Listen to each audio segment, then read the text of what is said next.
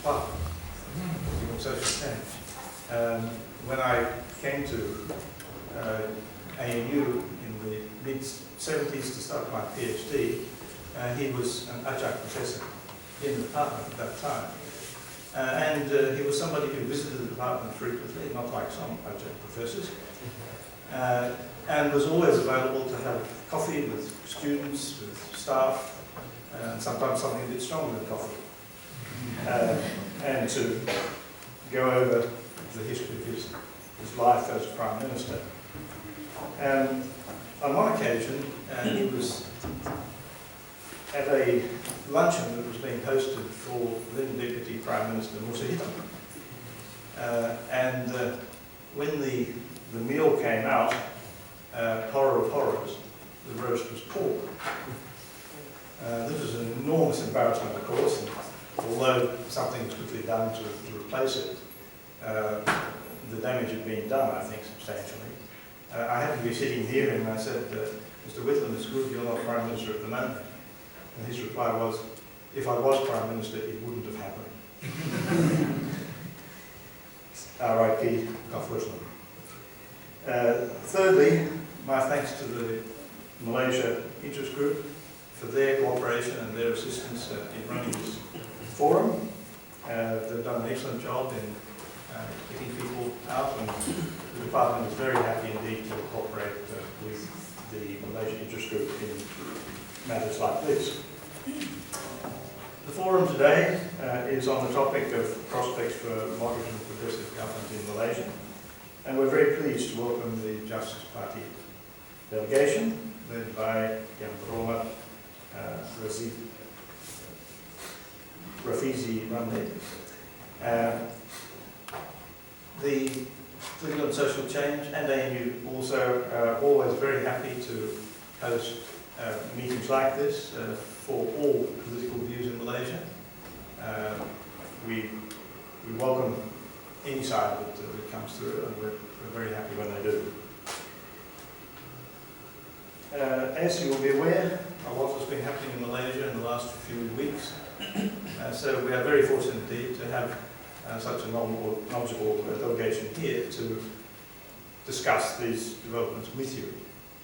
Now, the way it's going to be done is that each of the 4 delegation members that are here will give a short presentation of 5 to 7 minutes each, and then it is open for Q&A. So, first of all, Roman. Allah wabarakatuh, and still a very good evening, schools. Thank you very much, Dr. John Funston. To those who do not know him, Dr. John Funston has a very long history with Malaysia, being perhaps one of the pioneers of the faculty members of UKM. It's an honor to be back in ANU. I was actually, in fact, here about 2 years ago. We are on a series of lecture tour and meetings for the last 1 week, and ANU is the second last stop.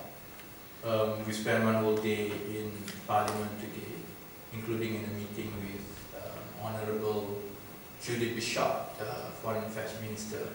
We don't usually come to a public lecture with students in full suits like this. In fact, I was very much like you about 15, 16 years ago, very much a student, with a lot of interest in politics.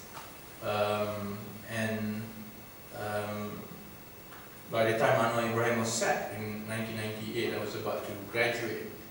And it was through lectures like this that eventually our path crossed. And 15 years later, myself and the delegates that you see today were basically students who progressed to be MPs and Atun within a very short 10 to 15 years from our graduation from university. I do not want to give a lot of or long lecture, because I think it's better to reserve it for the Q&A.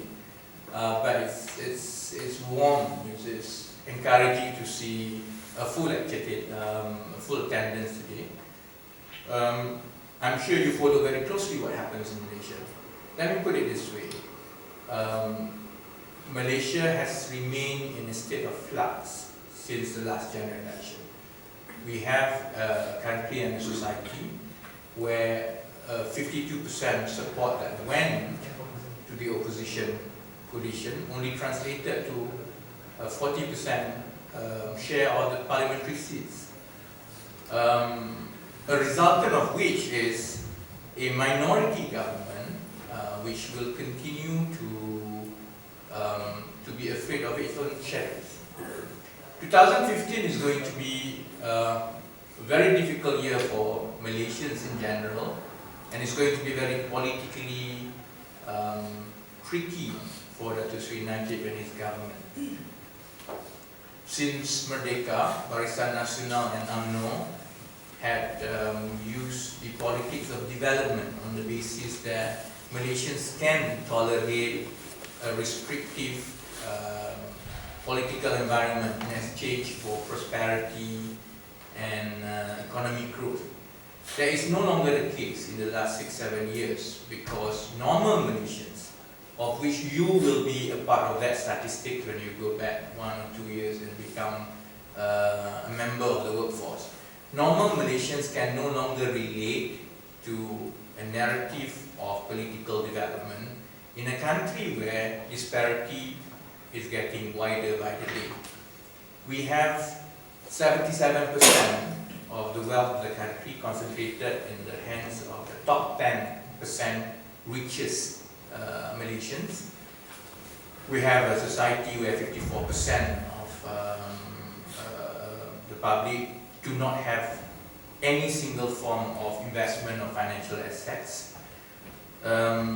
We have a working workforce whereby 80% of our workforce do not earn enough to pay tax. Their earning is below the tax threshold, so much so that only 20% of our workforce is mandatory to pay tax. Against this backdrop, of course, Barisan Nasional will be facing a continuous criticism, not so much from Pakatan Rakyat, but more so from the general public. The continuing fiscal problem of the federal government. We've been running on a deficit budget for the last 16 years. And we are facing a prospect of a sovereign rating downgrading end of this year, if not sometime next year.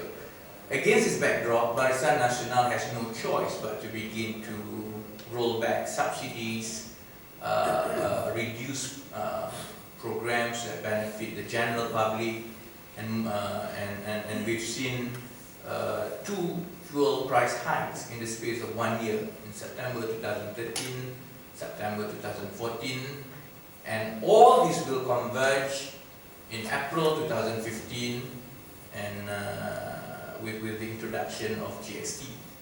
What will happen then on the ground? You will see your normal Malaysian average household will be facing a lot more difficult economic situation. Wages have not caught up. That means that if you go back, chances are if you join the private sector, if you are a lawyer, the starting salary most probably will remain within 2002-2005. If you work in KL, rent alone, if you stay on your own, will be around 1,000 ringgit at least for a place. So basically this is a story of your normal Malaysian household. Salary has not caught up, wages is not caught up. Cost of living will continue to rise, especially as a result of the combined effect of the rollback of subsidy, the price hikes, and GST.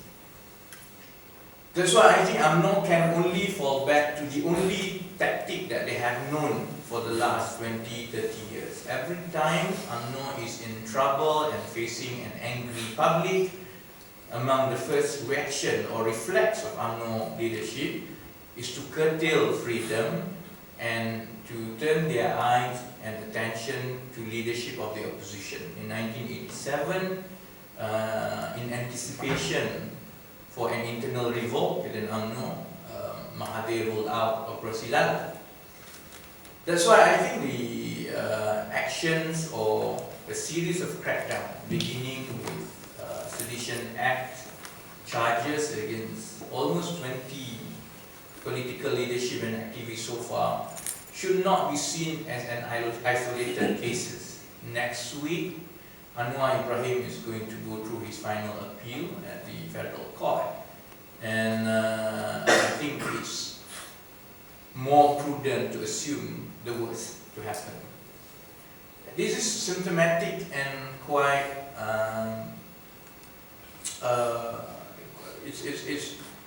it's something that UMNO has deployed over the years, which is in anticipation of very difficult public.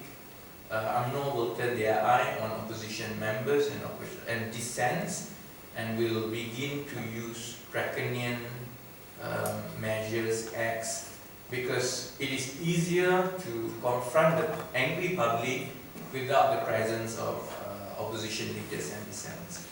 And I think in that context that we come to Australia this week, because it is important for us to impress on the Malaysian diaspora here, as well as our colleagues and counterparts in Australia, that while Malaysia continues to progress what seems to be a modest and reasonable 5% growth every year, a lot of things underneath is not reflective of what you expect of a good or progressive country. Pakatan Rakyat could have made gains in 2008 and 2013. Our general public could have had good hopes that maybe in one or two general elections in the future there can be a change in the system. But things remain volatile, and looking at Najib's tendency and shift towards authoritarianism in the last 4 or 5 months, unless Barisan Nasional's government is confronted and the push for reform, we stay on course with the push for reform, a lot of the progress and gains that we have made in the last 5 to 6 years can be undone very easily. So I would like to stop there. I think our colleagues, my other colleagues, will continue to elaborate on some other matters. It's a lot more fun to answer questions than to give public lecture. So whatever you don't understand or you have burning disagreements, I hope you keep it and make sure you give the most difficult questions, not to me but to the other 3 panelists. Assalamualaikum warahmatullahi wabarakatuh. Salam sejahtera. Selamat datang, good evening to the distinguished chairperson, to the panel, and lastly to the Malaysians and to those who are interested in Malaysia from ANU and Canberra.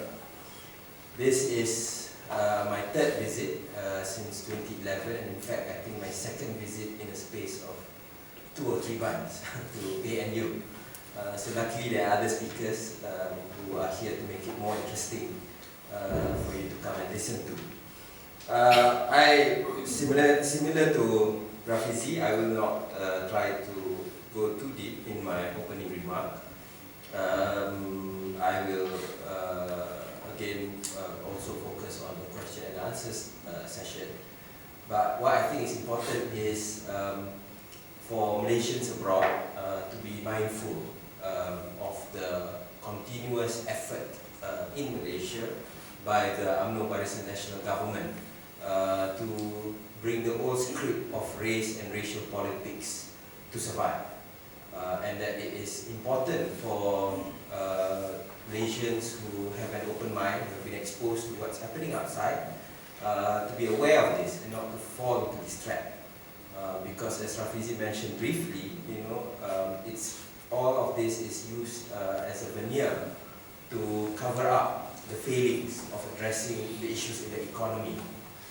There are many poor Malaysians, that are suffering because of the economy today.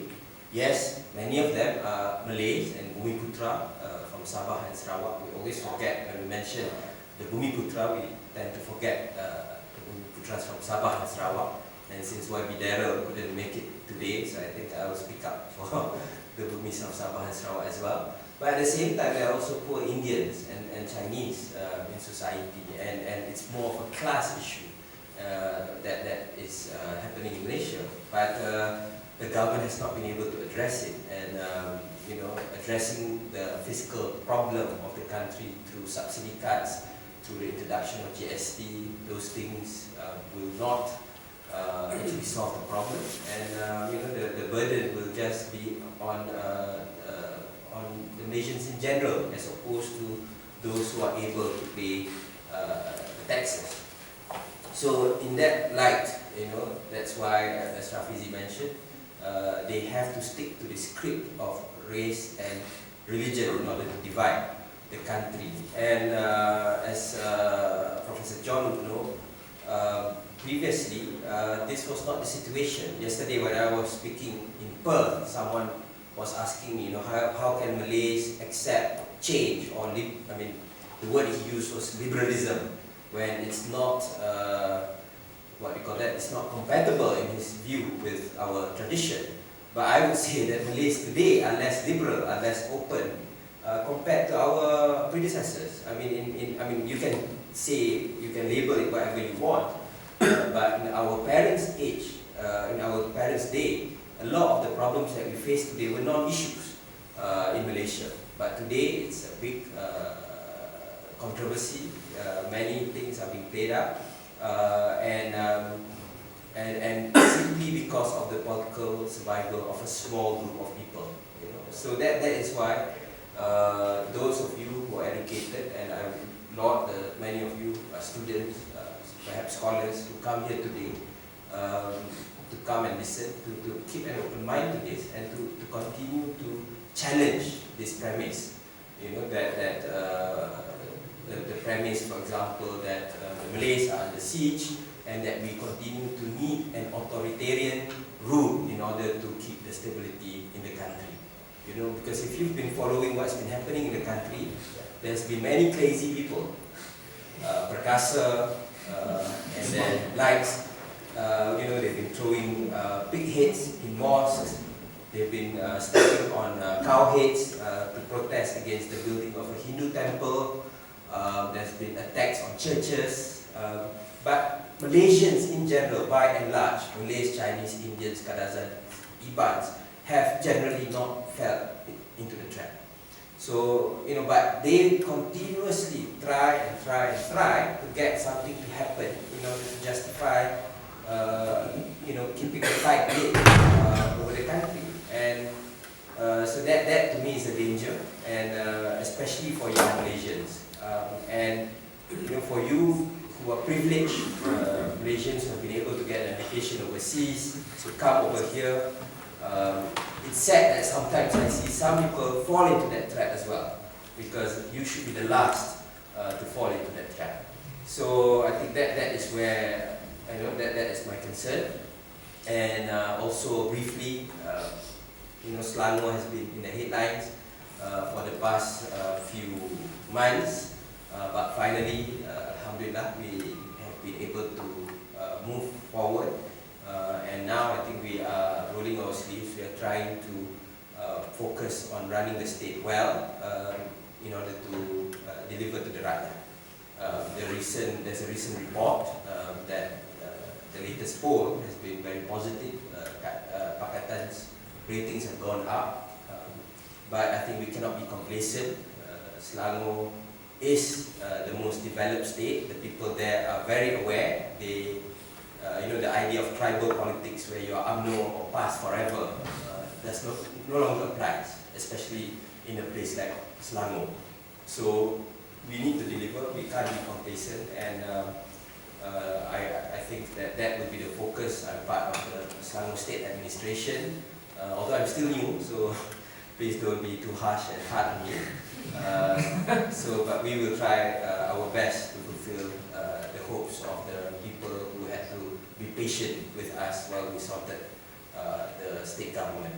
But we had to, because we believe that it was in the interest, when you had an unaccountable leadership who was then compromised, with the Bank Islam issue, we had no choice but to make that difficult decision.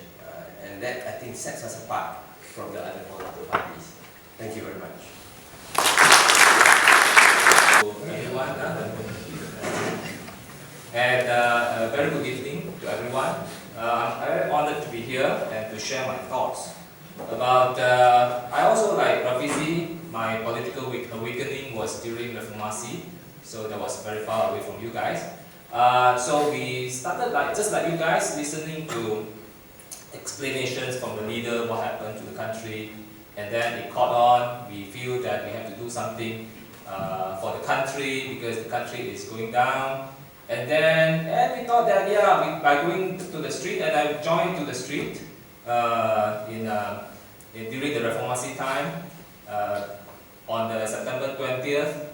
We joined like 200,000 people go to the street, and then we thought that finally, after this demonstration, the government would reform, and then everything will back to normal again, and Malaysia will be Malaysia Boleh again. But unfortunately, after about 20 years, 1998, 16 years after that, our country is still stuck. And then, if you look around our country, you see that actually a lot of things have not improved, and then we have been stuck in this kind of political quagmire for too long. Okay, where other these nations has moved on. You can see that in terms of political, we can see that a lot of countries it's not perfect. Like Taiwan, they have some improvement, new changes of government, president change. Okay, Indonesia, a very inspiring story. Jokowi just become president of Indonesia yesterday, officially, and then by a very free and fair election for 200 million people. Okay, and in Malaysia, we have no. You guys know, it's not free and fair because the gerrymandering and we won 51% of the popular votes, but we only got 40% of the parliament seats. And then that's political side. Okay. On the economic side, we have been quite stark. Like Rafizi and Nick has told you, the disparity between the rich and poor become wider and wider. In this education-wise, our country has also slid further. Let me tell you, in 2012, they did a survey on OECD on our 14-year-old students. You can see that actually Malaysia, comparing to the neighboring countries, in terms of science, you can see that this Korea is number 3 in the world, Singapore I think is number 2, Vietnam number 9, Malaysia 52 out of 65 countries. I cannot believe we are behind Vietnam, alright? I'm an engineer, I also feel that this is engineering school. How can we lose to Vietnam? That's impossible, but sadly it's true. Our university cannot make it to 200, the top 200 university in the world, but luckily you guys are in Australia. I believe Australia, ANU is top 200, right? I'm sure.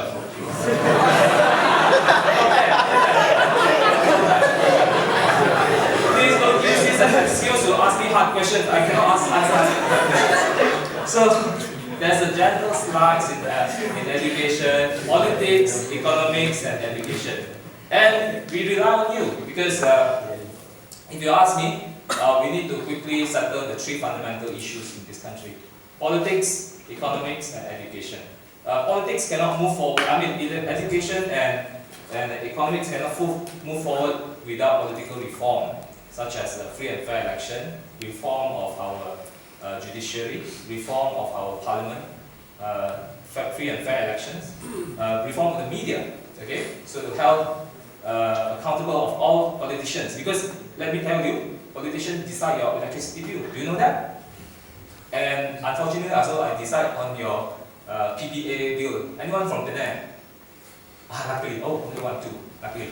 So don't ask me questions now. So, you know, a lot of, too much at stake.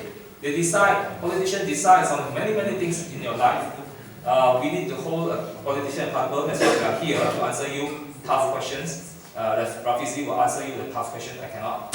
Alright. So these are the issues that we have to move forward. Revamp.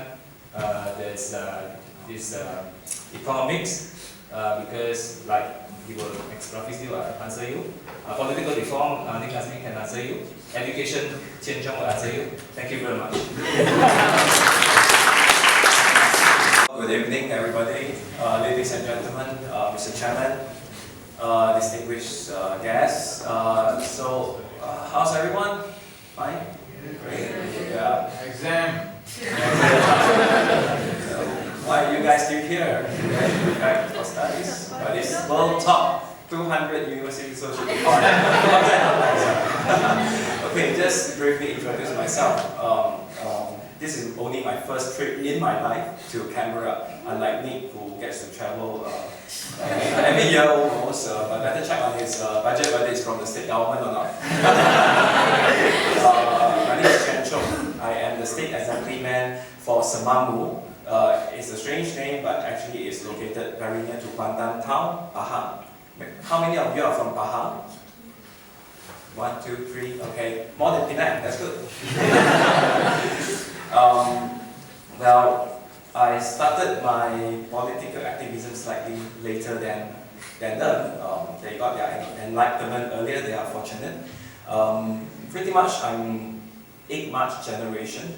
Before that I was quite active in university, but not so much on the social movement. But after that, I quickly got into it and I worked for the Parliament Opposition Leader's Office for 3 years. Sooner or later, something happened in Kuantan, which is Linus, if any of you guys know about that. Yeah. Linus, the world's largest rare earth processing plant, happened to be built in Kuantan. So I... company. Yeah, it's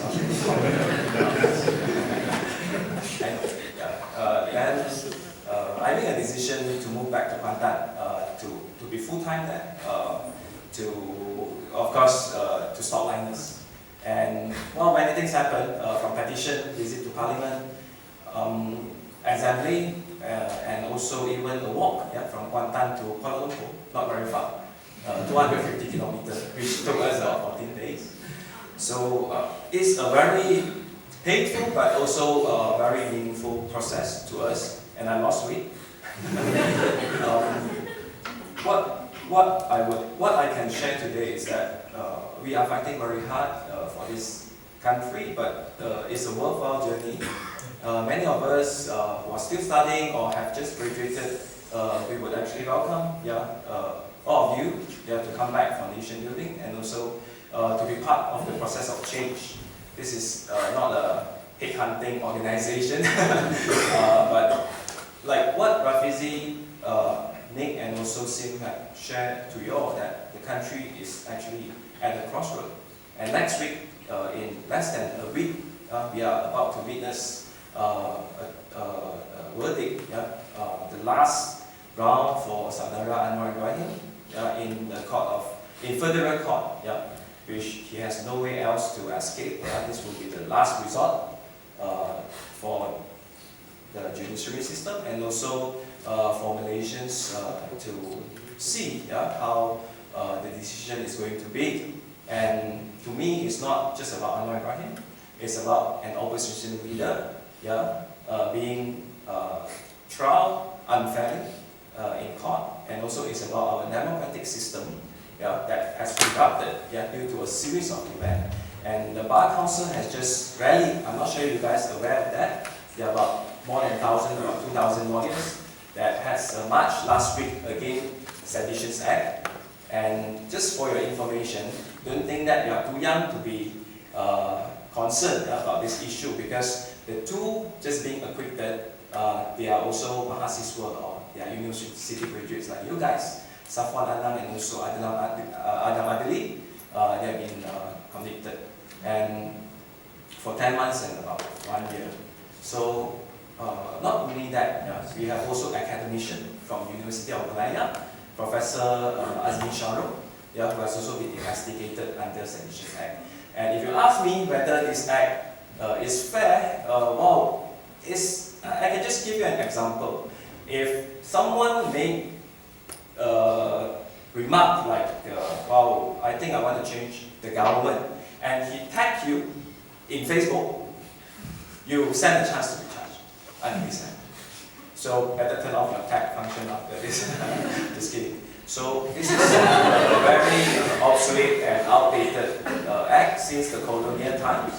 And I'm sure all responsible Malaysians would like this act to be repealed.